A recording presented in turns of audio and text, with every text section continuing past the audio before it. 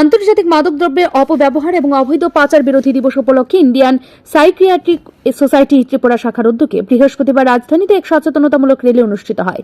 এই র্যালিতে পা মিলিয়েছেন স্বাস্থ্য দপ্তর অধিকর্তা ডক্টর তপন মজুমদার সহ সোসাইটি কর্মকর্তারা।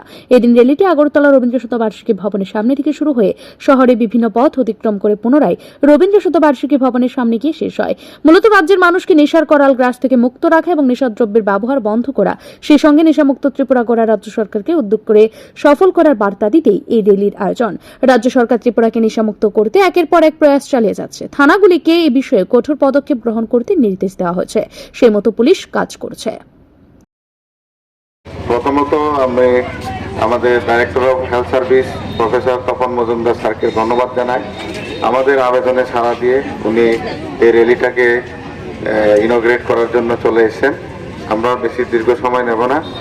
আমাদের প্রায় 26শে জুন সারা বিশ্বব্যাপী যে বিশ্ব আন্তর্জাতিক যে মাদকদ্রব্য বিরোধী এবং তার যে অপব্যবহার এবং যা তার যে ইলিসিট ট্রাফিকিং, সেই বিরুদ্ধে বিভিন্ন ধরনের প্রোগ্রাম আয়োজন করে থাকে এবং তারই উদ্দেশ্যে আমাদের যে সাইকিয়াট্রিক সোসাইটি ত্রিপুরা শাখা আজকে একটি র্যালির আয়োজন করার উদ্দেশ্য নিয়েছে।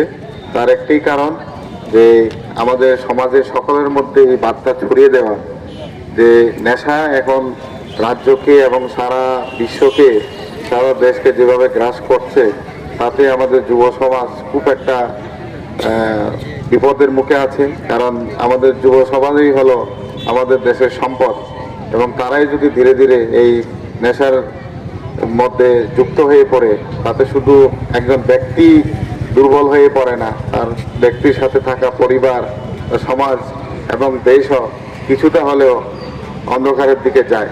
তো আসুন আমরা সবাই মিলে এই দিবসটাকে এভাবে পালন করি। সেটা শুধু আজকের দিন বলে চলবে না, এটা আমাদের প্রত্যেকটি দিন, প্রত্যেকটা মুহূর্ত আমাদেরকে মনে রাখতে হবে যে আমাদের রাজ্যকে এগিয়ে নিয়ে যেতে হবে। ব্যুরো রিপোর্ট, ঋদ্ধি নেটওয়ার্ক।